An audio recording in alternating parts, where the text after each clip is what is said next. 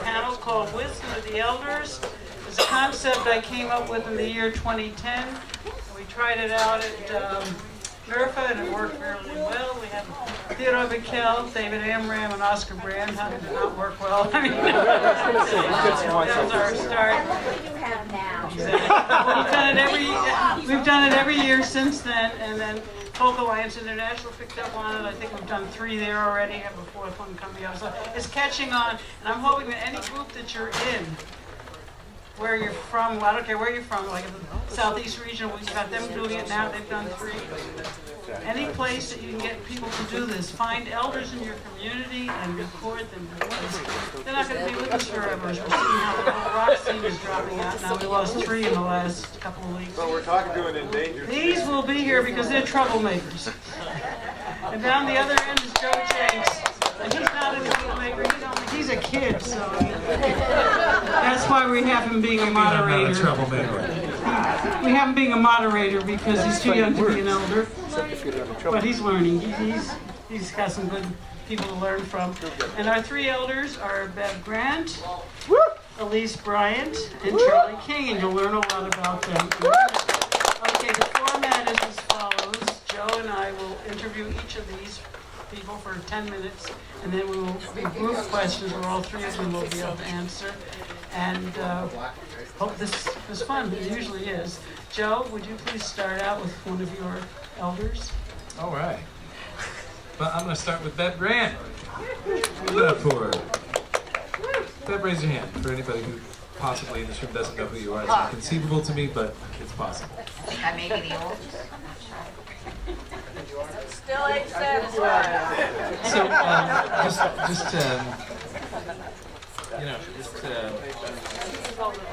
if you can, Bev, just give, for those that don't know you, like a brief history of your relationship to music as a tool for social change. Where did that start for you? That started, I've been doing music since I was 10 years old, but actually the social change aspect of it started with the Miss America beauty pageant protest in 1968. Where I wrote a couple of parodies. One was to the song Ain't She Sweet? Making profit off her meat. Beauty sells, she's told, so she's out plugging it. Ain't she sweet? That was one of the verses. So that was where I started. And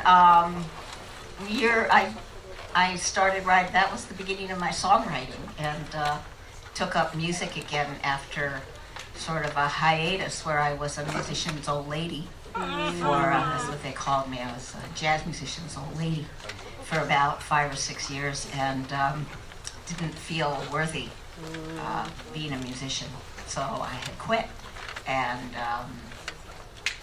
after I found the women's movement and it helped find me, I found myself.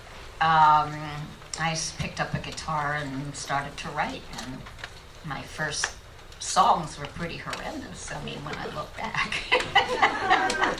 And as I got more and more radical, they got pretty radical.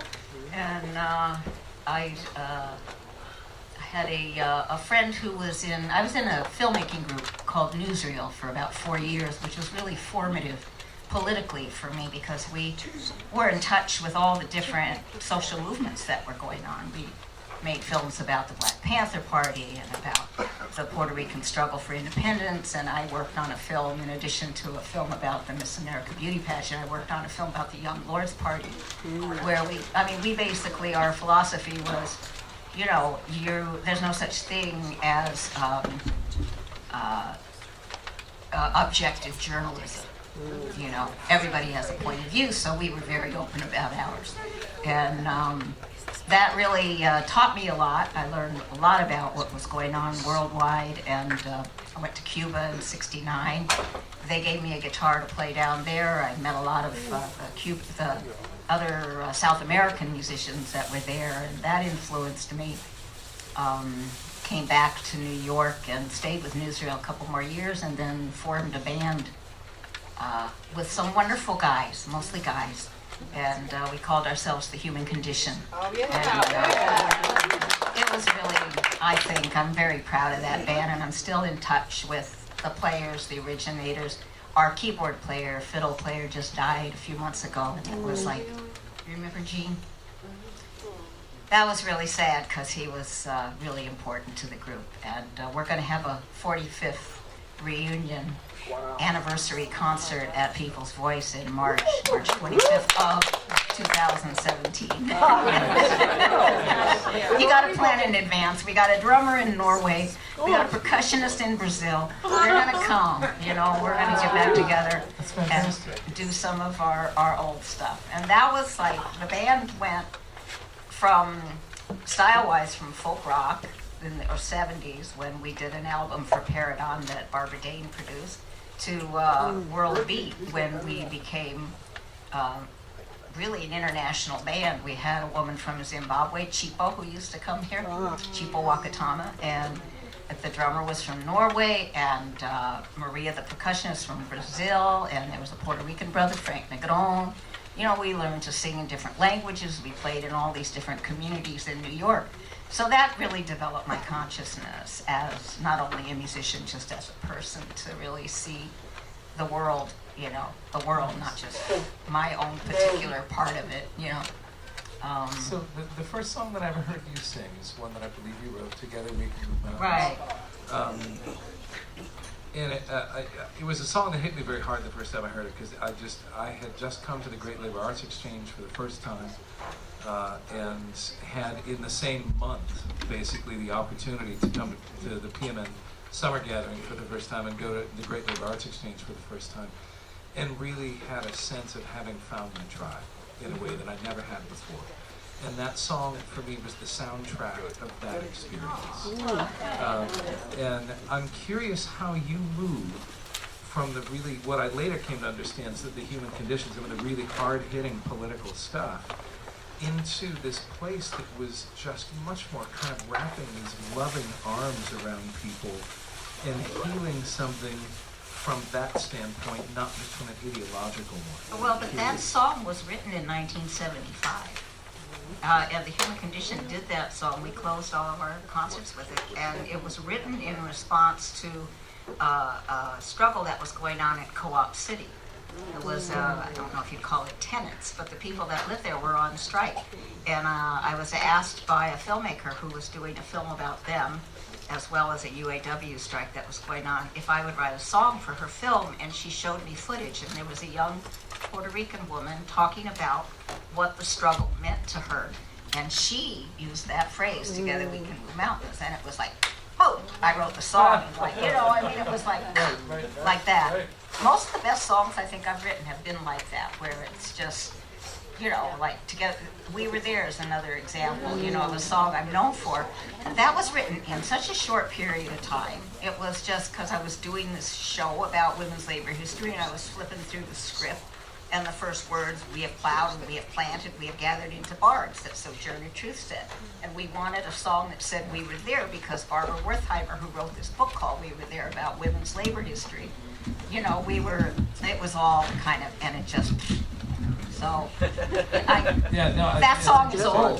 It is old. It's interesting to hear the story behind that. That was my introduction to music, was that song before the rounds of Great Labor Arts Exchange. That made me want to dig a little deeper. As we got to know each other, I found out about some of the work that you've done with, you founded the Brooklyn Women's Chorus. Right. Can you tell us, for those that don't know, a little bit more about that? Well, Brooklyn Women's Chorus is, I think, about 18, 19 years old now. When did we start that? 97? Okay, it's almost 20 years old. And it just started because I had another chorus in New Jersey that some women had invited me to direct. Now, I wasn't a choral director. I had no experience, but I had taken a PMN workshop from, who was that in Western Mass? The woman who does the South African stuff? Evelyn McDougall. So I learned, "Oh, freedom, oh, free," and I learned Sia Hamba. And so when my friend Tammy asked me if I'd come out to Montclair, and they had a group of women ready to be a chorus and lead them, I said, "Sure, I went out there and I taught them those 2 songs, and then I had to like dig into my repertoire and find other songs and start arranging them. But the arranging came easy because I was in a band for so many years and we had so many singers, so we all, sang in harmony. And then I learned how to write it down with a program called Encore that Gene Hicks, my former piano player, showed me how to use. So I taught myself how to write the charts, and they're still often wrong, but people just tell me. And the thing that I have found is often what I've done and come to do, I've just sort of fallen into it and just said, okay, I can do this. And I think a lot of us have that experience. I certainly didn't start out to do a chorus. So I did this chorus called The Righteous Sisters for 5 years, and then I got tired of going out to Montclair on Sundays, and we did a concert at Brooklyn Society for Ethical Culture where a woman named Ann Clayson ran the coffee house there, and she says, why don't we do a chorus in Brooklyn? I said, great idea. And then Ellen, my neighbor, who works at the food co-op, she put up the notices there, and we got a lot of members, and we just started, they just started coming, and I just started doing more arrangements, and said anybody can sing, and there's never been an audition in the chorus, and I found out that it's really true. Everybody can sing, or else they weed themselves out. There's 1 or 2 that have kind of gone by the wayside. Nice, beautiful. Thanks for that. One last question, and then we'll move on and come back.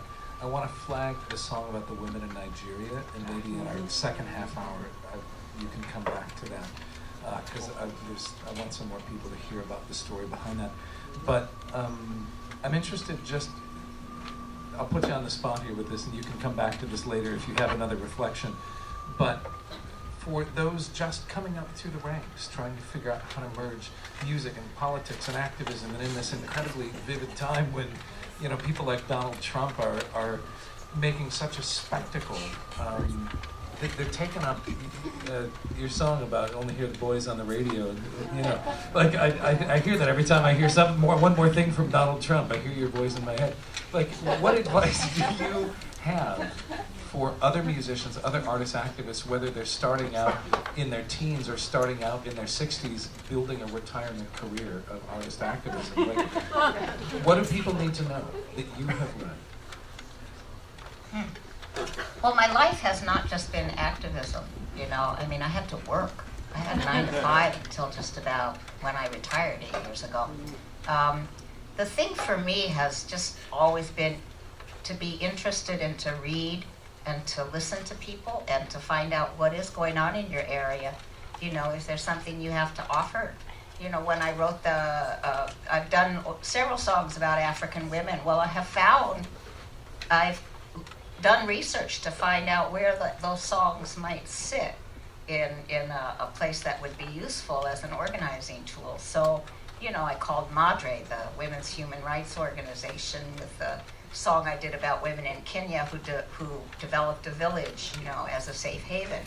Like sometimes the songs come from what I've read in the paper, but then when I did that song, and sang it at an event where the woman I wrote about was speaking, some other women came up to me and said, would you write us a song? It was a domestic violence survivors group. And so I responded to that, So it's kind of like being open and aware of what's going on around you and caring.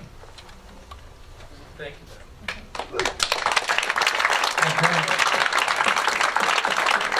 Okay. And now we move on to Charlie King. Charlie, I read in your biography that it said something in 2014 you had become 40 years a songwriter and 50 years a performer. Now you were around a lot before that. How did we get to that stage? Where did you start out? Much more.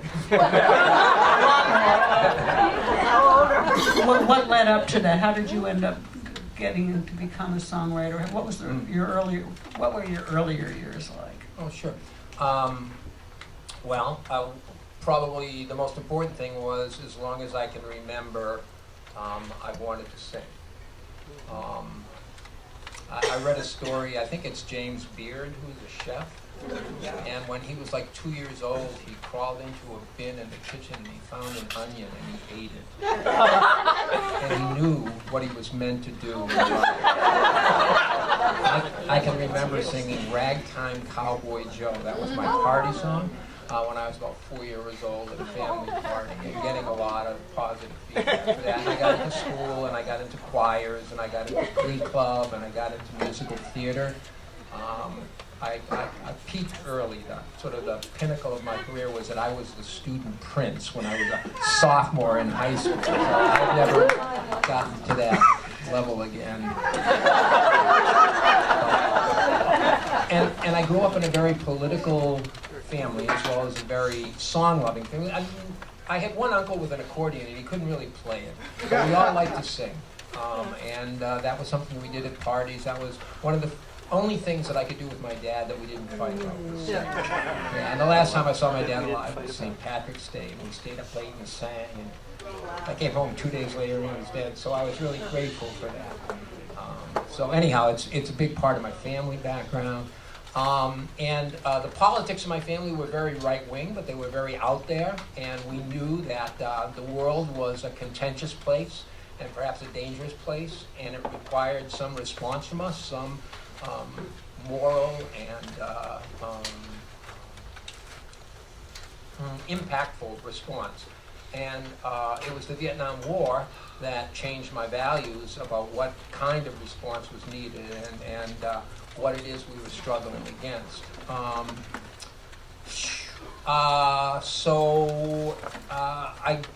I was growing up within the circle of the Boston area. Boston was one of the centers of the folk scare in the early 1960s. Boston was known for being the least political of the folk scenes in the United States. It was very much into trad music. This one, Club 47. Club 47, yep, and the Unicorn, and the Loft, and the Cafe Arlecchino, and the Turk's Head, and a couple of others on Charles Street I'm not remembering. But very strong focus on traditional music. The Charles River Valley Boys were reviving string band music, and when they started to sing Beatles songs, that was like the end of their career. You just don't do that in Boston. So there was very little in the Boston folk scene, at least at the coffee house level, that was challenging the politics that I grew up in. But then, I think it was 1963, I hitchhiked into the Club 47, and I heard your brother sing. And I was appalled.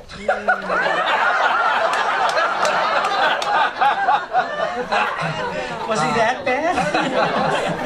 He was so out there, and I said, up till then it had been, train wrecks and, folk songs, British Isles, Mississippi Delta blues, stuff that I could handle. But boy, Phil was really a handful. And Boston was not good for Phil. I didn't think he came up. He was called back for an encore, and everybody started chanting, "Sing the bells, at Edgar Allan Poe song. And he said, I sang it in the first set. He said, I want to sing "Here's to the State of Mississippi," and they drowned him out. Sing the bells. It was not a real political scene, but it was a place where I could exist comfortably by and large. The other thing that kind of challenged it was getting Pete Seeger's "We Shall Overcome" album, which I think was 1963, before he took his family and started traveling around the world. So there's a little bit of cognitive dissonance there, but it was the Vietnam War that really caused me to start letting in those messages. And, I never marched with Martin Luther King until he came out against the war. And that was, so the peace movement, kind of my entree into that whole history of labor songs, civil rights songs, peace movement songs. Okay, now, going back to the 1970s, there were two groups in existence, People's Music Network and Songs of Freedom and Struggle. Now, you were the founder of one of those, no? Well, Songs of Freedom and Struggle was the name of a conference that was organized by Joanne McGloin, Joanne Sheehan, and Rick Gomer, who are serving us our food and have been part of the organization all these years, and myself. So 4 of us put it together. It was meant to be a one-time conference. and it brought together people who were still doing music in the late 70s. This was 1977. And there were still some political hooks that helped us to come together. The Seabrook occupation took place a month before the first People's Music Weekend gathering, and women's music was very powerful at that time. And so that was pretty much what we were drawing on, those two streams of this sort of anti-nuclear, safe energy, anti-war stream, and women's music. And so there were probably, I'm guessing 60 or 70 of us came together for Songs of Freedom and Struggle. And after a couple of gatherings, summer gatherings, June gatherings, Pete Seeger began to attend and pretty quickly challenged us on our being a very monocultural, monochromatic network. And Lucy Murphy was in attendance that year, and we came up with the idea of expanding these annual gatherings to having an urban gathering in the winter, such as we're at now, and to have it not be in a summer camp somewhere, but in a city. And the first one was in Washington, D.C., and Lucy Murphy and the Jones brothers and other people whose names are escaping me organized that. And we thought that this was going to be the sort of like integration and diversification of Songs of Freedom and Struggle, and instead they started their own organization. Somehow they didn't want to turn that all over to us. I don't know why. And so we existed as two separate groups for a while, People's Music Network and Songs of Freedom and Struggle. And then through a couple of different summer gatherings, we sort of like hashed it out.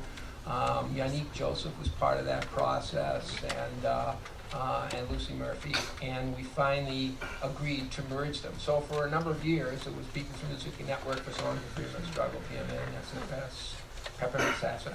I remember that, yeah.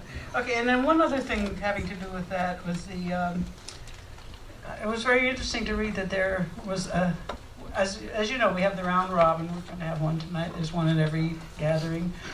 And according to what I read, I think in your bio, that there was an hour-long discussion, argument about how the round robin.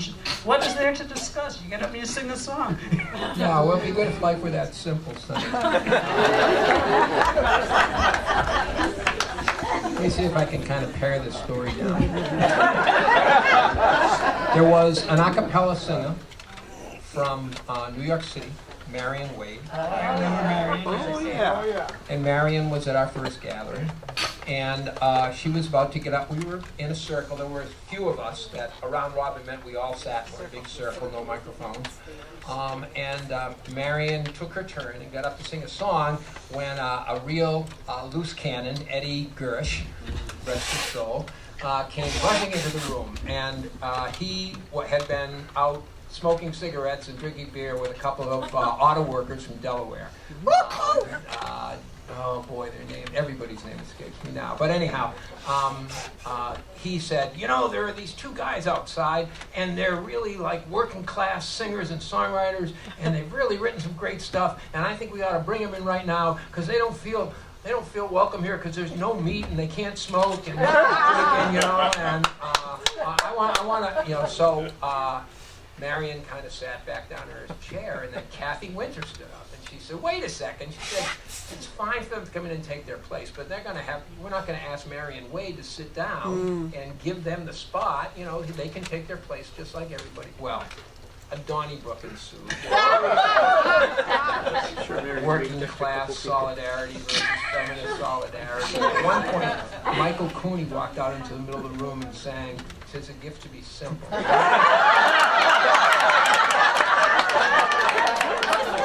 And he was convinced he had poured oil on the water, everything was going to be fine. He finished the song, everyone sang with him, and he sat down with a smile on his face, and he took up the argument.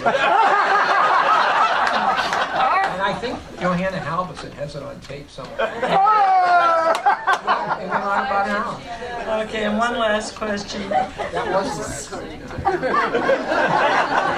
going to do one more because we cannot talk about you without talking about Karen Brandau. You sang with her for well over 10 years, 15, however many years. You started singing together in 1998. And up until then, you were a solo. Pretty much, yes. Well, I think the simple answer is yes, but I certainly toured with Bright Morning Star. I toured with Martha Leader. I toured with Deborah Silverstein. I toured with Sharon Abreu. There's a certain gender consistency there. But Karen was the first musical partner and life partner for me. And we met at the Great Labor Arts Exchange. We then met at a couple more People's Music Networks, and then we ended up doing a concert. She was with the Amandla Chorus, which Emily McDougall led, and we did a fundraising concert for a school for children with disabilities in India. And we sort of clicked there and swapped email addresses, and it developed into a friendship and into a romance and into a life together. Karen had no idea of being an onstage performer. She's very skilled, had studied music in Guatemala, voice, guitar. She's a wonderful guitarist. We're going to come out with a solo album of hers sometime in the next month. And for some of you who don't know it, Karen died of cancer in October of 2014.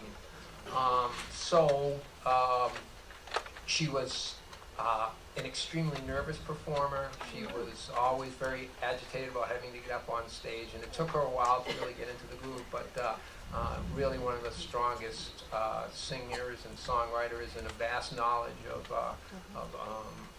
Nueva Canción, wonderful guitarist. I'm really eager. And if you don't want to wait to get the CD, you can just go online, Vimeo, right? That site, and just type in Karen Grando, and this 90-minute concert pops up. Oh, wow. Thank you, Charlie. We'll get back to you later. Hey.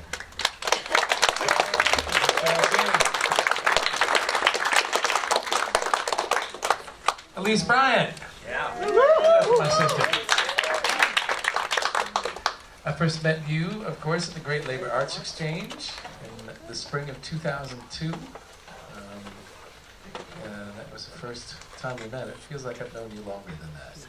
Yeah, that seems like a really long time ago. And I had no gray hair then. And I heard you sing, and I was blown away. I was just blown away by the power of your voice, and the soulfulness, and the intensity, and the clarity of spirit that came through. And I started to learn more about your political activism, your history in theater, growing up in Detroit, or just lived in Detroit for a long time. Yeah, a big Detroit connection there. And I have to say, of all of the musical gifts that you have shared over the years that I've received, it is the clarity of your leadership in any situation I have ever seen you in that has most been teaching to me. Like, I just feel like a student in your presence all the time because of that awareness that you hold of any room full of people, and who's in it, and whose needs are being acknowledged, and whose needs aren't.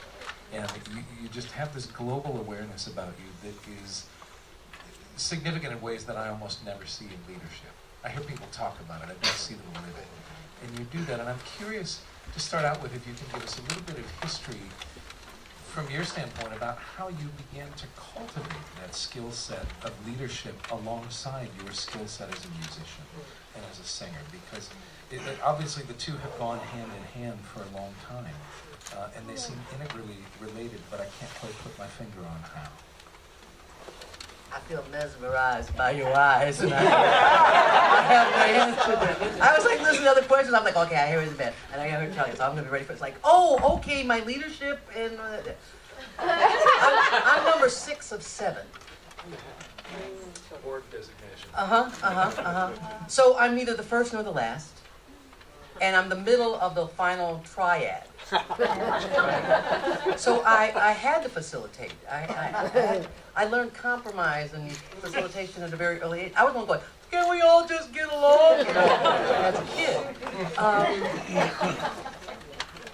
And I really can't say like what event or moment that helped me to transition and recognize that. But I do know that the idea of leadership to me was that you facilitate the group as a whole. And you're the tip of the spear, but you're not the only one. So that, to bring everyone into the room, everybody's voice into the room is the most important thing about leadership to me. So I can't, I was not, really I'm the perpetrator here, right? I'm really a theater person. I am not a folk singer. And I was the kid in the backyard with the blanket on the clothesline, and now we're gonna do a show for you. And because I was growing up in Detroit and we only had 3 channels, we watched Lawrence Welk. So at the end of it, we'd always sing the Lawrence Welk song and about performances. But I was like 7 or 8 years old directing shows and wrote my first play, Murder in the Dark. I really don't remember what it was about, but I remember doing it on Frank McMahon's front porch. That's what it was. But I was always the MC of our little program. And even though I wasn't the oldest of our group of neighborhood kids, I was often in that leadership role. I think it's because I have a big mouth.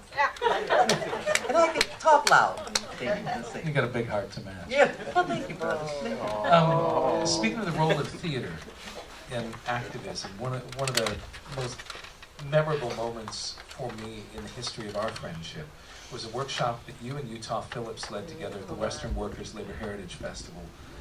It was about theater and activism and the use of sort of theatrical tactics on the picket line. And do you remember that workshop? I do. Yeah, it was very powerful. And I'm wondering if you can share, I know this is like sort of condensed version of me, we can maybe even think about having you in the future do a whole workshop here about that. I think it would be very important. But can you speak just a little bit to that for us now about the merging of the sort of theatrical tactics and like street demonstration level politics? I did not grow up in traditional theater. It wasn't what I studied or performed in. And when I joined a theater company was as an adult, and really a friend of mine said, we got this, they'd say lefty theater company. But I was about 20, 21, and had been active. So I lived in Ann Arbor, Michigan. I lived in a college town, the Black Action Movement, the anti-war movement, the feminist movement, all, so it came together, and they were forming this theater company, and he asked me to join it. The idea of that theater company was not to do traditional theater. It's sort of Brechtian in that we were always breaking the third wall, right? So we would do whatever and then talk to the audience and make it direct to the audience. And we also thought, the philosophy was, we had to teach and educate and motivate the people. That's what theater was for. So unlike most theater where you're in dialogue and you're facing this way, right? We were turning out to the audience a lot and bringing in. On a picket line, that's the same thing, right? You don't have this dialogue thing going here. You want to be talking to people and bringing them in. So singing is one form of it, but the other is to engage people. And the Greeks understood this. And Shakespeare understood it when, the conscience of the king, was to show people what it is. The Teatro Campesino understood it. Yes, understood that as well. Is that if you show it and you engage people, they will learn it in a different way, and it will be a form of inoculation as well. So you can be on the picket line and march around in a circle, or you can take a moment to engage folks in a little drama, or a little action, or a comedy. It doesn't matter what it is. But just take that moment so that it's no longer just presentation, but an engagement as well, an exchange. And how is it that you ended up in the labor movement? You have done so much work in the labor movement. You've worked for the AFL-CIO, doing culture work with them, all kinds of different organizing projects. You've been involved in different branches of the movement. You've done work on a national level with a number of different unions because they now know you as a resource for thinking about integrating cultural work with their organizing. How did that come about? Hi Kornblum and Joyce Kornblum, our labor educators at the University of Michigan, Labor Studies Center. And our theater company went from being a lefty progressive theater company to a feminist theater company when all the men left. That's another story. And John Mifsud, who was one of the founding members of that theater company, was called Theater Company of Ann Arbor, we later turned it into Common Ground Theater Ensemble. John said, we were sitting around talking after the men left, and John was the only man in the room, and the women, we were exchanging stories about growing up female in the United States. And John said, that sounds like a play. That sounds like a show. And so we did this show called Mad Madonnas. And it was a fundraiser for, the name just went out of my head, Joanne Little. Oh, yeah. Yeah. So we, who was accused of killing the attacker, the prison jailer. And so we did that as a fundraiser for her, and that was my introduction into that form of theater. And Joyce and Hi Kornblum were activists in labor education, but they also dreamed of this labor theater company. So when John Mifsud decided to move to Seattle, he said, well, you want to go with me? I said, no. We were here. We're in Ann Arbor. This is what we're doing. And that was June of 1982. And I went and performed for the Summer School for Women Workers at the University of Michigan. And these were all union women who came into the campus to study about labor, labor skills and build things. And they invited me to perform. And so I did. And Hi Kornblum came up to me and he said, what do you do? And I said, well, I'm an unemployed secretary right now. And I do this theater thing. And he said, And about a month later, he called me up and said, can I come over for a visit? And I was like, sure, Mr. Kornblum. And he came over to my little apartment and he said, we want to do a labor theater project. My wife Joyce and I have always envisioned of having not professionals doing labor theater, but workers doing labor theater. So I said, you gonna pay me for this? And he said, yeah, we got a grant. We're gonna pay you for this. And you come on staff and you'll do this labor theater, but you'll actually be the secretary and do this, this labor thing on the theater thing on the side. So we sent out flyers to all the locals in our area, and about 9 people showed up at UAW Local 849 in Ypsilanti, Michigan. And the rest, as they say, is history. So for 17 years, we did a labor theater project at the University of Michigan. Wow, that's great. How did you get involved? One last question, then we'll move on. How did you get involved in the Great Labor Arts Exchange? Were you involved in that from its inception, or did you come in later? I mean, you kind of are the face of the Great Labor Arts Exchange for me, so Okay. I know that Joe Glazer had a hand in that. There's a bunch of other people. Right. But to me, like, I always have seen you as kind of the epicenter of that. Was that the case from the beginning, or did that just kind of evolve that way? So, Schneiderman, where you gonna run to? So, Schneiderman, where you gonna run to? And Saul Schneiderman ran to Labor Notes in Detroit. Oh, yeah. And he and Julie McCall went there to do a workshop. And Saul was at the Library of Congress. He was a member of American Federation of State, County, and Municipal Employees. He's now president of his local. And Saul was a labor folklorist. And he was looking for this other labor folklorist from Michigan, named Yvonne Lockwood, who was part of our theater company.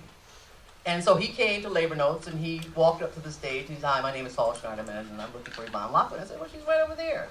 And he said, okay. And then we invited him to come to dinner, and we sat next to each other, and he said, we're doing this thing called the Great Labor Song Exchange, and I think you should come to Silver Spring, Maryland, and do a workshop about theater. I said, oh, okay, sure. But I got to D.C., and I was out drinking with friends and having margaritas or whatever. What do you have in the morning? Yeah. It was Mother's Day weekend. So I was hanging out with them, and they said, oh, here's the metro, and you take this, and you get a bus to the... And I couldn't think of anything more boring than 3 days of labor songs. I thought, what the hell am I going to do? And so I said, okay, well, I'm going to go. And I took the metro, the subway, and I got on the bus, and I arrived at the campus of what was then the George Meade Center, later become the National Labor College. And I walked into that chapel, and the doors were open, and there were about 50 so people there. And Reverend James Orange was standing in the front of the room, leading us in civil rights songs.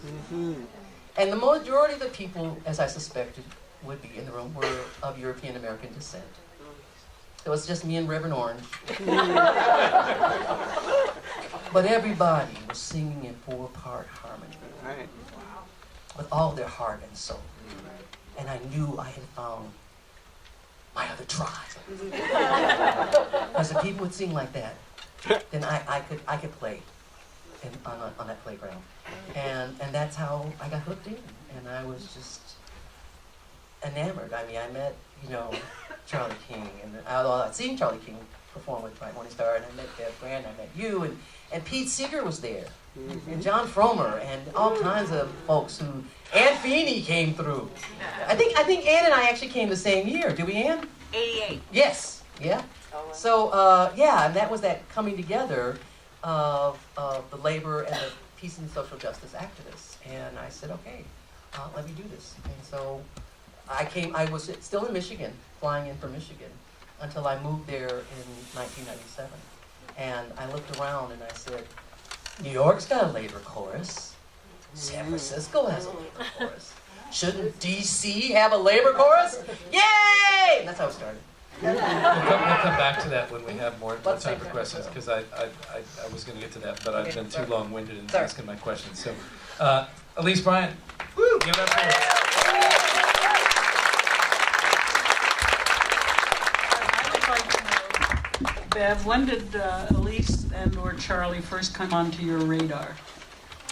Well, Charlie was the first one who came onto my radar, and I think it was the meeting where Songs of Freedom and Struggle and People's Music Network voted to join. Because I remember Mary Trevor brought me there, and I think I had just had my first kid. No, my second one. So I think it was around 82 or 80, 82 or 83. That's where I first met you, and I remember it being described, and you being described, that the Songs of Freedom and Struggle were like kind of those peace folks. They really aren't as political as People's Music Network. I was with that faction. And Elise, I think I met you at Great Labor Arts, and that probably was in the 90s. I'm not exactly sure when, because what was interesting to hear you talk about the Midwest Summer School, basically.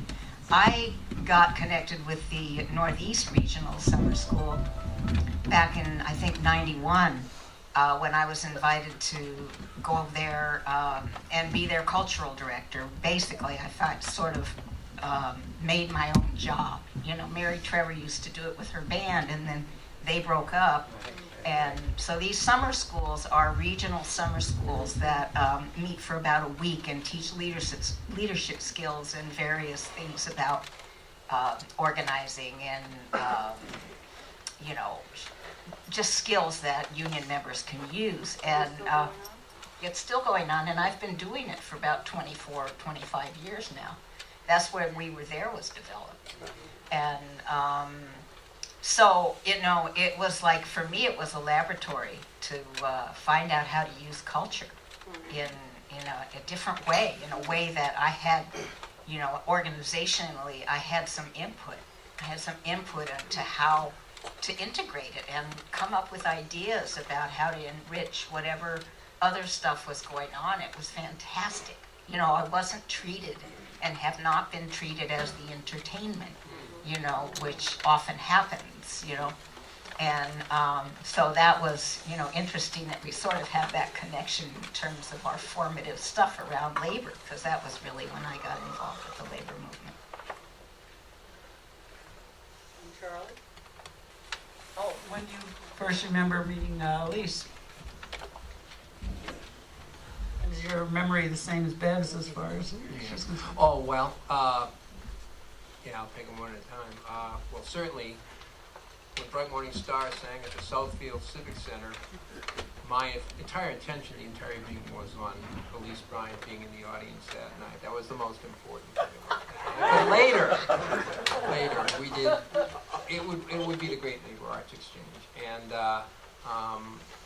High and Joyce Kornblue brought Workers' Lives, Workers' Story, and it was the beginning of the broadening of the Arts Exchange to include sculpture and cartooning and storytelling, and then eventually spinning off a second entire conference around creative organizing, speaking more to the question that you asked about theater and art in the workplace and on the picket line and in struggle.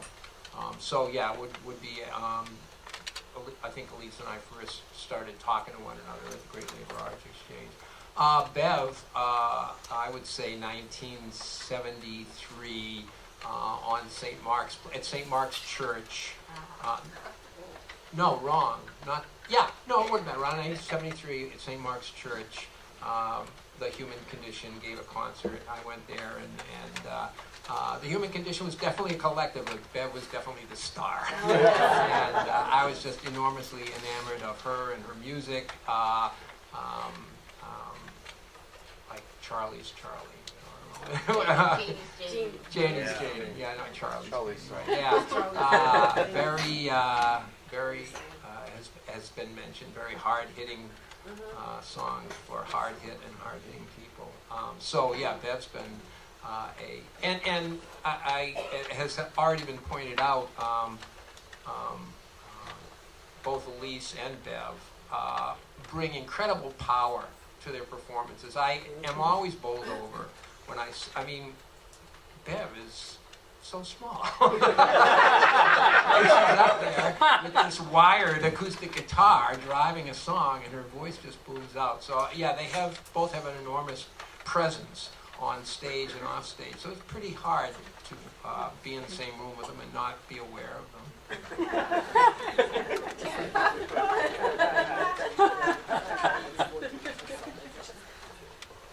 Yeah.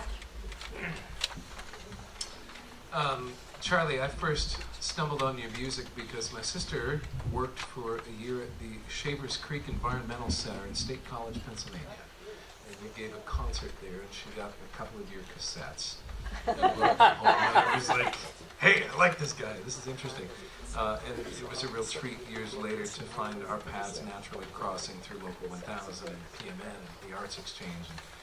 And, to say that you influenced my career would be a real understatement. Like, I looked at your work and the humanity present in it, and saw for the first time amongst the political songwriters that I had encountered somebody who I felt like was putting people first and finding ways to craft ideology into the songs that was uplifting people rather than like shaming people. You're not doing this, you're not doing that, you're not doing this. And I have to say that as I've come to know you now almost 20 years in different contexts, I have actually never seen you use shame as a coercive tool in any setting, in any context, artistic or otherwise. And I want to know if that's just instinct for you, or if at some point in your life you transcended the culture that we live in and made a conscious choice that you simply were not going to use shame alongside the other work that you're doing as a musical activist, because unfortunately shame so often is a companion to trying to coerce people into what is perceived as correct action. And it's very notable to me that I've never perceived any of your work. I think it was Ted Warmbrand who said all Jews grow up with guilt and shame is the Irish Catholic equivalent. So I think shame was a big dynamic in my life growing up, so I'm not attracted to it at all. And it's a real buzzword for me. I never ignore the word shame, so it's interesting that you brought it up. It seems like a lot of it has to do with, I didn't start out on the picket line. I didn't start out singing at demonstrations. Well, actually, I started recording because of demonstrations. Because like Bev, I was recording with Barbara Dane on Paragon Records, just their musical magazine, What Now people. But what I was mostly interested in doing was singing in bars and singing in open mics and singing in coffee houses, and I wanted to be a performer. I wanted to be an entertainer. And so You know, you learn from audiences, and you don't really have the luxury of taking a room full of people and having them feel bad about themselves. You have them back in a year or in a week or whatever. So I think that's part of it. Also, Ted, if I talked a lot about my musical history, Ted Warbrand's name would come up a lot. Ted was the first person who pointed out to me that in the morning I have to sort of, there's a lot of static on my, you know, on my radar, on my sense of myself, I have to kind of bring myself to some peace with that. And so I think I've learned not to do things that I was ashamed of myself. And certainly putting down another person may feel good in a moment, but it only lasts a moment. So then you have the rest of your life to live with it. Just, I think performing has taught me how to perform and taught me how to write. Other writers have taught me how to write. And I can't really think of anyone offhand whose songs I like who have that characteristic of making people feel worse about themselves. It sort of brings up that Woody Guthrie poster, you know, I never wrote a song to make someone feel bad about themselves. All right, this question's for all three of you, any one of you. Is there anything that we didn't ask you about that you wished had come up in the earlier discussion when you were being spotlighted? Is there any part of your lives that you really would like to talk about? Yes.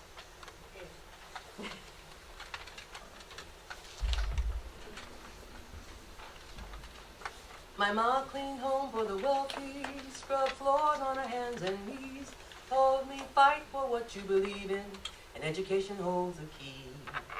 Which side are you on? Which side are you on?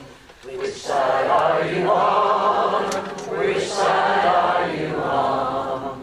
And I think my parents, if I have to draw a symbol, one of the most important influences on my activism would be my parents. My mother, Blanche Bryant, who my father told me the story of, that when they went out on their first date, they had both grown up she grew up in Georgia and he grew up in Alabama.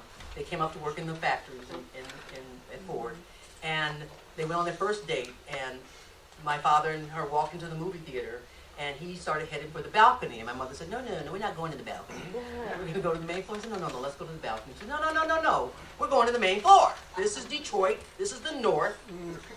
We don't have to sit in the balcony anymore. My father said, no, Blanche, let's go sit in the balcony. So they went and sat in the balcony, and when they started playing the national anthem, my mother refused to stand.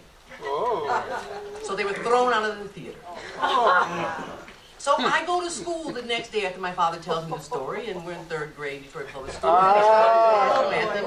I refuse to stand. And my teacher comes over to me and she goes, Elise, I didn't know you were a Jehovah's Witness. I'm not Miss Rivers. I'm not a Jehovah's Witness. I'm just not going to stand, because my mama told me that I won't stand up for a country who won't stand up for me. My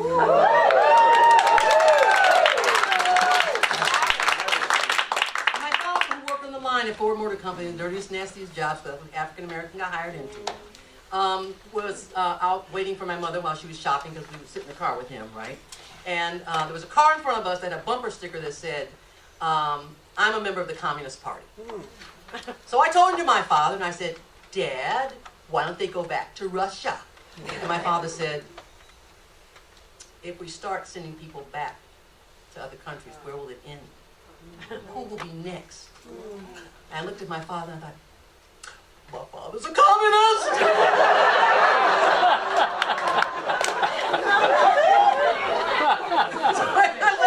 I mean, that was the beginning of my consciousness. And for me, theater comes out of the spiritual practices. At least the roots of American theater and European theater comes out of the spiritual practice. And so, for me, as a woman of African American descent, it was the church where I learned to sing. Yeah. And in our church, because pianists could not read music, they just played. There was no notation, so we never had cheap music. They would sing the part and go, here's your part. Stand up for Jesus, stand up now. Okay, here you go, alto station. Stand up for Jesus. And that's how we learn, right? And everybody sang to the top of their lungs. Stand up for Jesus, stand up now. And so you sing from the bottom of your feet to the top of your head. Because there were no microphones, right? And you just let that flow. And I didn't really understand that until I went to South Africa. And I heard my brothers and sisters in the union singing to a guy in the middle of a steel mill who was taking slab off the line, and they immediately just started singing to him. And I said, what are y'all singing? And they said, well, we're singing Toy Toy. And I said, well, y'all call everything a Toy Toy. What are you talking about? He said, we're singing that the work is hot and the pay is low. And I thought to myself, where in the United States would a group of workers start singing to another worker in 4-part harmony, because they always sing. And I asked them, like, how do you know which part to sing? How do you know about the soprano part or the bass part? They said, you do the soprano part, bass part. What are you talking about? I didn't understand the concept because you just sing and you sing. And I thought to myself, I sing because Africa was born in me. I sing not because I want to be a spotlight hog, because I always felt like a spotlight hog when I started songs. I sing because the kink of my hair, because my hips just got to move to the rhythm of the drum. And that coming together was brought me to this place and here right now. And I'm so grateful, really grateful for the ancestors, for my parents, for all those who stepped off the boats and lived to be here to this day, and the ones who were already here. Thank you, that's nice.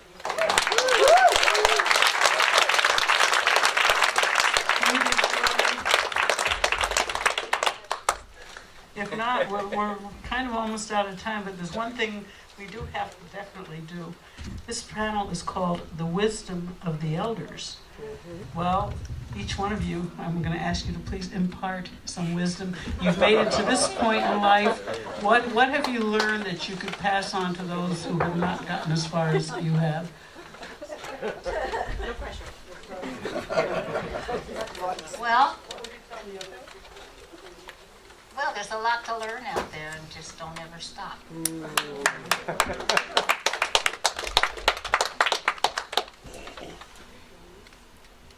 I'm going to pass with just a moment. Well, one thing I would suggest would be to join a union. I think that's probably one of the most important things that we can do as people doing work in the United States today. There's a class war, very carefully orchestrated. It's right now, it's focused on the public sector union, but that's only because they feel like the other unions are on their way out. So, probably the single most important thing for me as a working musician, needing to make a living, was joining Local 1000, working with a contract, making it clear to people that not only do I love to do this music, but it's how I make my living, participating in the pension plan, and now, like Bev and Professor Louis and a lot of other elders, being able to sing where and when I want, because I'm in that pension plan, and I'm in that government program called Social Security.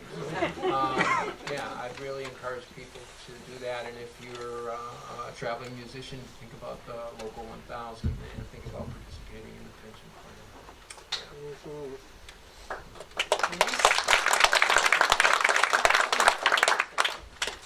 It was Pete Seeger that brought me to the People's Music Network, who invited me to come. And so I think of his words. That we can't let color divide us, or gender divide us, or place of origin, or religious, spiritual belief divide us. In the words of John Fromer, it's gonna take us all to win this one. So I am thankful, and I'm going to keep reaching across those lines and educating and sharing. This is the gift of America, is our diversity.